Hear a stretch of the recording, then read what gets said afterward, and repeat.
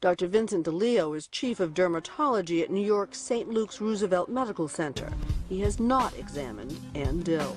I don't think this is any different than many patients I've seen who have excoriations and believe that there is something in their skin causing this. So these open lesions would be a result of them scratching at their skin? Yes, and then they begin to focus on those lesions and try to get them better, usually by picking out the fibers or the bugs or whatever it is. Hey, let's see if there's some over there. But for Mary Leitao, a scientist herself, opinions like Dr. DeLeo's don't add up. When her son Drew was just 2 years old, Mary noticed an odd sore on his lip that would not heal. He very simply said bugs, and he pointed to his lips. What Mary would do next would challenge the medical world and give hope to thousands of people across the country. As a biologist who once ran the electron microscope at Massachusetts General Hospital, she did what any scientist would do. She took a closer look. What I saw were bundles of fibers, balls of fibers. Even stranger, they glowed under UV light. There was red and blue fluorescence in the fibers.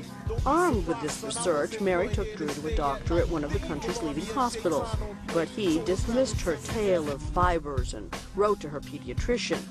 To basically say that my son needed Vaseline for his lips and that his mother, me, needed a thorough psychiatric evaluation. Instead of a psych evaluation, Mary began poring through the medical literature, looking for clues. What she discovered was a 17th century reference to a strange disease with so-called harsh hairs called Morgellons. She named the strange fibers Morgellons disease and put the information on a website. Since then, more than 4,500 people have contacted Mary, claiming they too have Morgellons-type symptoms.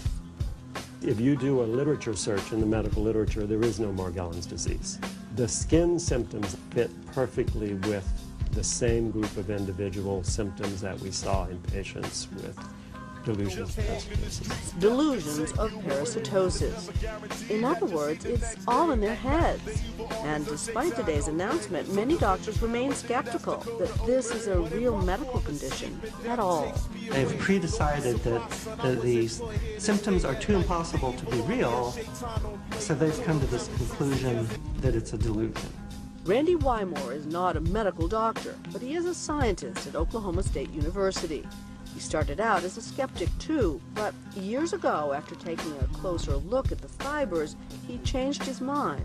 And he says other doctors might also, if only they would look. And the few that have seen patients often have never actually gotten down with either a handheld microscope or a dermatoscope and looked at the patient's skin to see these fibers. On the day we filmed this, Wymore's colleague, Dr. Rhonda Casey, examined that chronic sore on Drew's lip, which after 5 years still had not healed.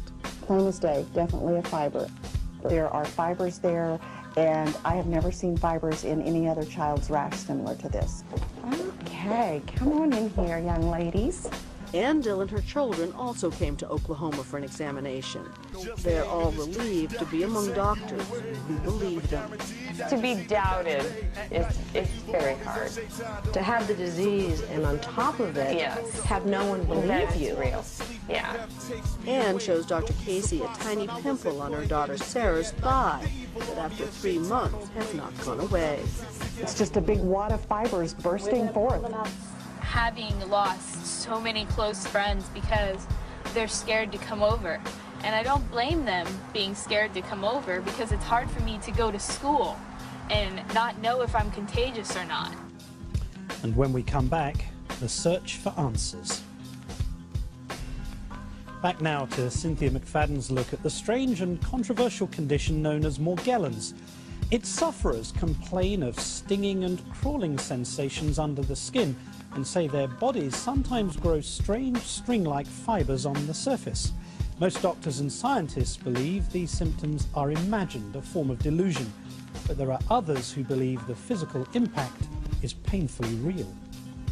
The doctors in Oklahoma believe Morgellons might trigger permanent neurological damage and may be spread by close contact. The slow decline of Andil's husband, Tom, a powerfully built athlete, could be a case in point. He was diagnosed with ALS, Lou Gehrig's disease, but Ann says her husband had none of the lung problems typical of ALS sufferers. He still had complete lung function, no oxygen, swallowed fine. No, I don't think he died from ALS. Although Ann says she requested an autopsy, none was done. Tom's medical records were reviewed by Dr. Casey. Many of the symptoms were similar to ALS, but I believe it was the neurologic decline of Morgellons disease. Dr. Casey believes this rash is the real clue to Tom's death, though the doctors treating him never paid much attention to it.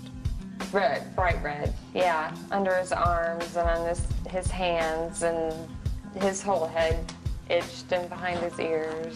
Today, Ann worries that what happened to Tom is happening to her. As you sit here right now, how do you feel?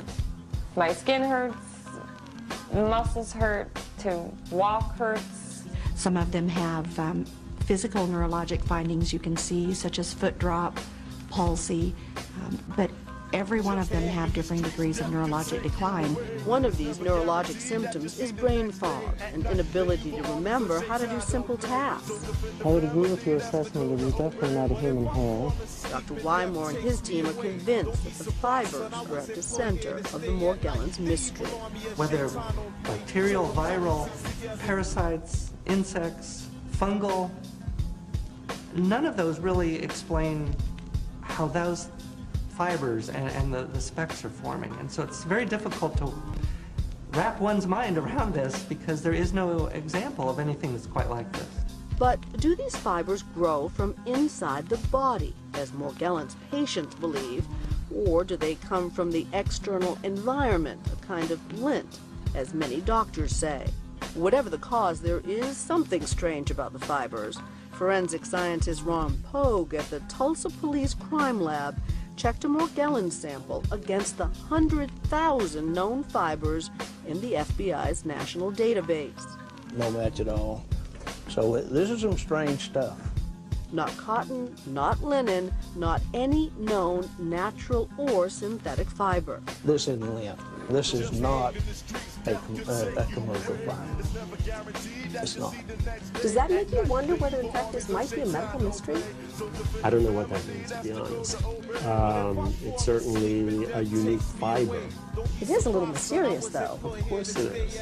It's a big jump from finding a fiber and producing a disease. You certainly would agree that there's a lot of suffering going on. Absolutely. No question about it. Your heart goes out to people like this. Whole families who say they're suffering without knowing the cause or the cure, and until now have had little reason for hope. We just lost our dad so unexpectedly, and we're scared we're going to lose our mom, too. Their mother has been praying that medical help will come in time. You okay? Look at pictures of us 4 years ago, and I don't even know who they are anymore. And my kids have to see not only their dad, but their mom disintegrating, and that's got to be really scary, too, I think.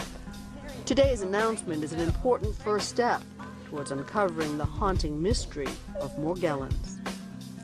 Our thanks to Cynthia McFadden for that report.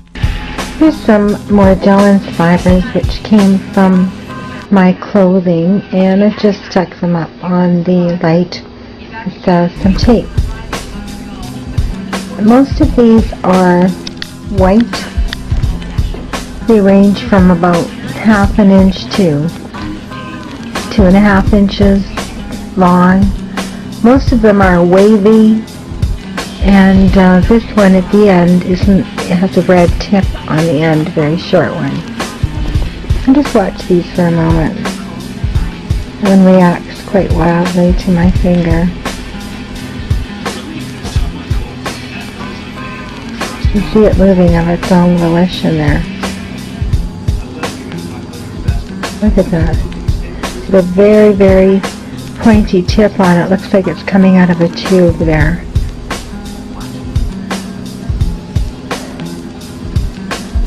And my finger seems to make them repel, move away from my finger. It doesn't move much, a little bit. that you see the next day. At night, the evil armies of Shaitan. Look at that. Look at that movement. That's the code to obey. But if I fall asleep and death takes me away, don't be surprised, son, I was employed here to stay.